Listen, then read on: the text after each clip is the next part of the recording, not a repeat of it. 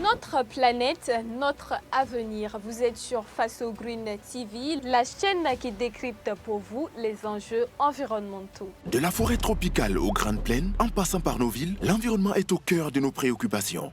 Chez Faso Green TV, nous vous plongeons au cœur de l'actualité environnementale. L'agriculture, notre quotidien. Des terres fertiles aux assiettes, nous décryptons les enjeux de la sécurité alimentaire, les défis de l'agriculture durable et les innovations qui nourrissent le monde.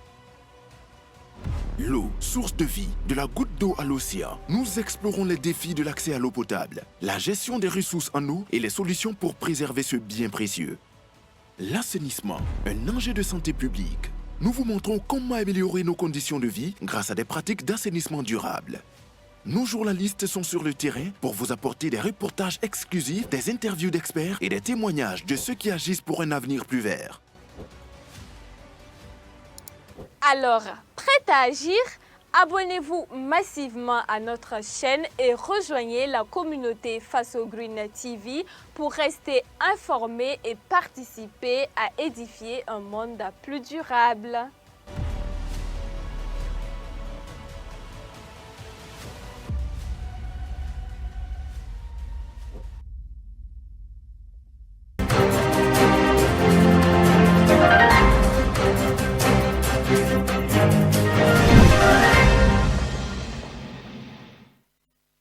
Chers téléspectateurs amoureux de la nature, bonsoir et bienvenue sur votre plateforme consacrée à l'environnement, l'eau et l'assainissement. Merci de nous suivre. Au sommaire de cette édition, les 13 et 15 février 2025, Ismaël Sombier, ministre de l'Agriculture, et Roger Barreau, ministre de l'Environnement, sont passés respectivement devant le chef du gouvernement. Ils se sont sortis avec 93,34% et 86,18% de taux de réalisation. Ceci rentre dans le cadre de l'évaluation annuelle des contrats objectifs assignés à chaque département ministériel. Des détails dans la suite de ce journal. Et puis, nous parlons du jardin potager mis en place pour la 3e année consécutive par l'Association des femmes environnementalistes du Burkina Faso. C'était ce samedi 15 février 2025 à l'école primaire Wenwaouga, dans l'arrondissement 4 de la ville de Ouagadougou. Restez avec nous pour en savoir plus. Le ministre d'État, le ministre de l'Agriculture, des Ressources animales et halieutiques, Ismaël Sombier, et celui de l'Environnement, de l'eau et de l'assainissement, Roger Barreau, sont passés devant le chef du gouvernement, respectivement les 13 et 15 février 2025. C'était dans le cadre de l'évaluation annuelle des contrats d'objectifs assignés à chaque département ministériel. Il s'est agi donc pour Ismaël Sombier et Roger Barreau de présenter les réalisations de leur département en 2024 et de recevoir les orientations pour 2025. Pour le département en charge de l'agriculture, la réalisation des objectifs est de 93,34%, pendant que le taux de réalisation au ministère en charge de l'environnement est de 86,18%. Plus de précisions avec Mamadou Soiré. Le ministre d'État, ministre de l'Agriculture, des Ressources animales et halieutiques, Ismaël Sombier, présente les résultats engrangés par son département durant l'année 2024 au Premier ministre Rimtalba Jean-Emmanuel Ouédraogo. C'est un exercice ordinaire en chaque début d'année où les patrons de chaque département ministériel présentent les acquis de l'année écoulée et reçoivent les orientations pour la nouvelle année. L'année 2024 était une année charnière au cours de laquelle il fallait intensifier un certain nombre d'activités et un certain nombre aussi d'actions avec des priorités qui sont mises sur le renforcement de la production de l'ensemble des spéculations pour lesquelles nous sommes fortement dépendants de l'extérieur. Cela a été fait. Nous avons couvert 100% de nos besoins en matière de consommation de maïs. Nous sommes en tout cas sur la voie de couvrir 100% de nos besoins en termes de consommation du riz d'ici la fin de l'année 2025. Mais cela passe par l'accroissement des superficies de production sous maîtrise totale d'eau. Ismaël Sombier a également rendu compte sur le volet ressources animales et halieutiques, notamment les initiatives prises pour la géolocalisation du cheptel pour sa reconstitution au profit des populations qui ont été affectées par la crise sécuritaire, autant d'actions et d'initiatives qui ont permis au département en charge de l'agriculture d'atteindre un taux de mise en œuvre de son contrat d'objectif de 93,34%, malgré quelques difficultés rencontrées. Notamment le renouvellement des vergers de manguiers, pour lesquels il y a eu quand même des difficultés pour l'acquisition des plants de mangue, pour mettre à la disposition des propriétaires de ces vergers-là, mais également les actions qui devaient être menées dans le sens de l'aménagement des périmètres pour la production fourragère, avec des difficultés que nous avons eues sur la zone pastorale de Doubégué-Thierbo, où l'attribution des fermés et des fermettes a fait l'objet de contestations et le processus a dû être repris. Après le ministre en charge de l'Agriculture, c'est le ministre Roger Barreau de l'Environnement, de l'Eau et de l'Assainissement qui a sacrifié à la tradition ce 15 février 2025. Sur une cotation de 100, Roger Barreau et son équipe ont pu atteindre 86,18%. Par exemple, en matière d'eau potable, nous avons pu permettre à près de 680 000 personnes d'avoir accès à l'eau potable en milieu rural et en milieu urbain. Également, en matière d'assainissement, c'est plus de 300 000 personnes qui ont accès à des systèmes d'assainissement, notamment les latrines familiales. Et également, nous avons mis en place des latrines publiques. Vous avez été témoin de ce que nous avons visité à Ouagadougou. Il y a certains qui sont à Bobo-Dioulasso et à Koudougou pour offrir aux populations des latrines publiques. Également, dans le cadre de la reconquête du territoire national, le département en charge de l'environnement a initié une réarticulation du corps des eaux et forêts avec à la clé la création de 19 unités pour contribuer à la reconquête du territoire et à la protection des massifs forestiers. Pour que cette opérationnalisation soit effective, on a été autorisé à recruter 1275 assistants des eaux et forêts, dont 300 qui sont issus du rang des VDP. Cela va permettre d'avoir un vivier assez important pour cette sécurisation-là. Également, qui parle de forêt, il faut la sécurisation des forêts, il y a la question de l'appurement. Ça veut dire débarrasser tout corps étranger pour que la forêt reste dans son essence d'origine. Là, à ce niveau, nous avons pu apurer cette forêt. À cela s'ajoute l'élimination d'une dizaine de décharges sauvages, des plantations d'alignement sur près de 400 km sur le territoire national et près de 400 hectares d'espaces verts aménagés. Et pour 2025, les orientations tournent autour de la mobilisation de l'eau souterraine. Pour la troisième fois consécutive, l'Association des femmes environnementalistes du Burkina Faso intervient à l'école primaire Wenwaouga de l'arrondissement 4 de la ville de Ouagadougou.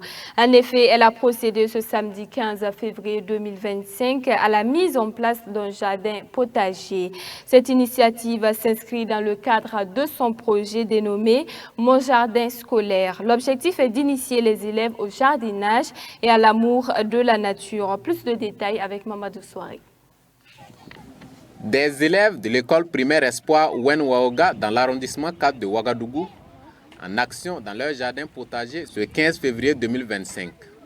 Du chou, des oignons, de la laitue, du poivron et du piment. Voici le plat de résistance pour ce qui est des plants en expérimentation dans ce jardin potager.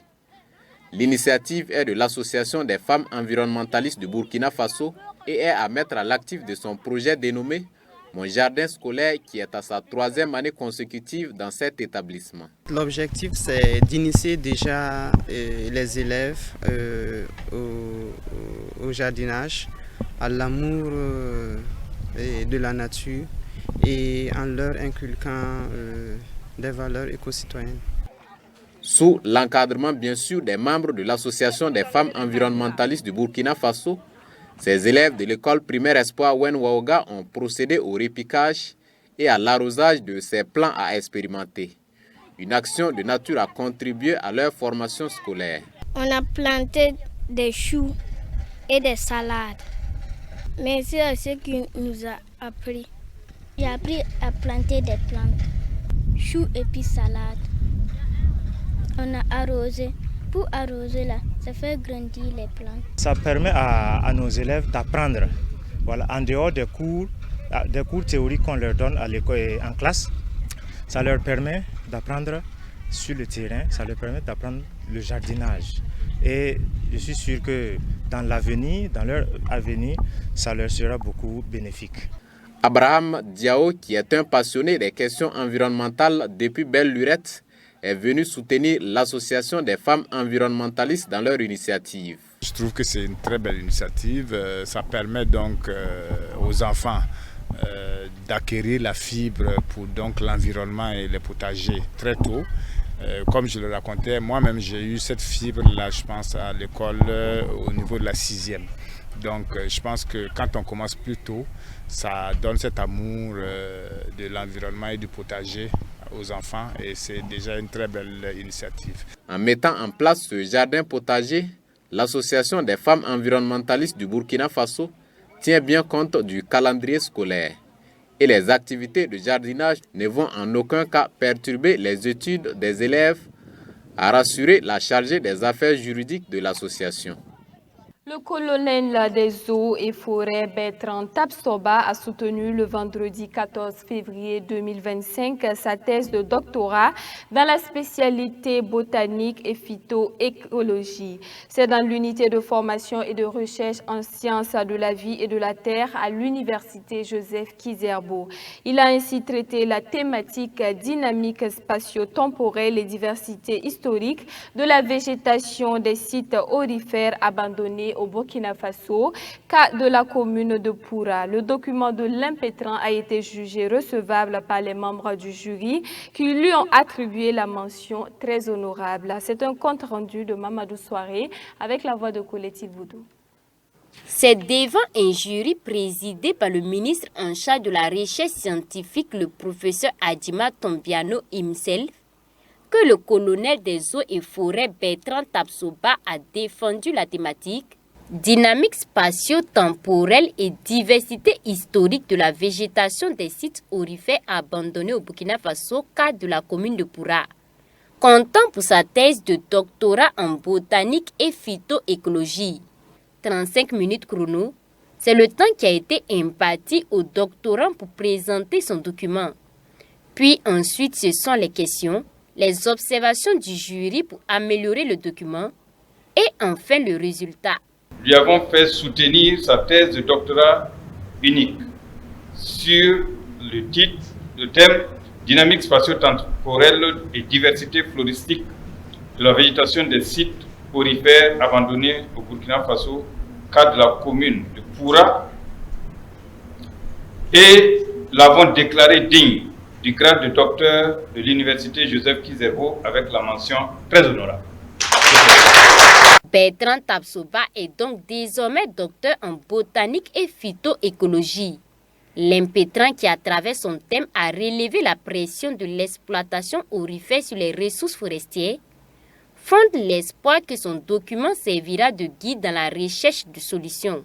Le Burkina est confronté à un problème de pression sur les ressources forestières, surtout dû à l'impact de l'exploitation aurifère. Donc ce thème vient à point nommé pour chercher des solutions. Comment faire pour pallier, pour diminuer ou atténuer la pression sur les ressources forestières et donner des perspectives pour une meilleure gestion de nos ressources végétales. D'après l'impétrant, l'objectif principal de cette étude était d'analyser les différentes façons dont le gouvernement burkinabé met en œuvre sa politique de gestion des sites aurifères. Un travail dont la qualité a été reconnue par les membres du jury, ce qui lui a prévalu la mention très honorable. Vraiment trouvé plaisir à travailler avec le candidat. Il était curieux, comme je l'ai dit, il est respectueux, loyal et il veut apprendre. Vraiment, la question de l'environnement le préoccupe. Donc bon, c'est un bon élément. En tout cas, c'est un bon élément, un élément des étudiants vraiment avec qui j'ai eu beaucoup de plaisir à travailler. Des sentiments de fierté, parce que c'est des années de travail, de lutte, de travail acharné. Et au finish, nous avons pu obtenir le grade de docteur, ce qui nous va droit au cœur. Et nous tenons à féliciter nos encadreurs. La question de la pression de l'exploitation aurifère sur les ressources naturelles doit être prise à bras le corps et une solution durable doit être trouvée. C'est du moins le souhait du colonel des eaux et forêts Bertrand Tapsoba, le désormais docteur en botanique et phytoécologie. Voilà, c'est ainsi que prend fin ce journal. Merci à tous de l'avoir suivi. On se donne rendez-vous demain pour une nouvelle édition. D'ici là, prenez soin de vous et surtout prenez soin de la nature. Au revoir.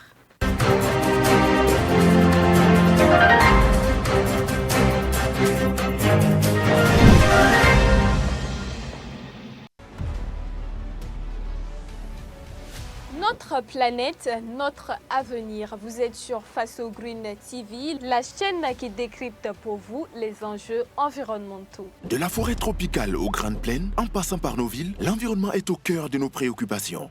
Chez Faso Green TV, nous vous plongeons au cœur de l'actualité environnementale. L'agriculture, notre quotidien. Des terres fertiles aux assiettes, nous décryptons les enjeux de la sécurité alimentaire, les défis de l'agriculture durable et les innovations qui nourrissent le monde. L'eau, source de vie, de la goutte d'eau à l'océan. Nous explorons les défis de l'accès à l'eau potable, la gestion des ressources en eau et les solutions pour préserver ce bien précieux. L'assainissement, un enjeu de santé publique. Nous vous montrons comment améliorer nos conditions de vie grâce à des pratiques d'assainissement durable. Nos journalistes sont sur le terrain pour vous apporter des reportages exclusifs, des interviews d'experts et des témoignages de ceux qui agissent pour un avenir plus vert. Alors, prêt à agir? Abonnez-vous massivement à notre chaîne et rejoignez la communauté Faso Green TV pour rester informé et participer à édifier un monde plus durable.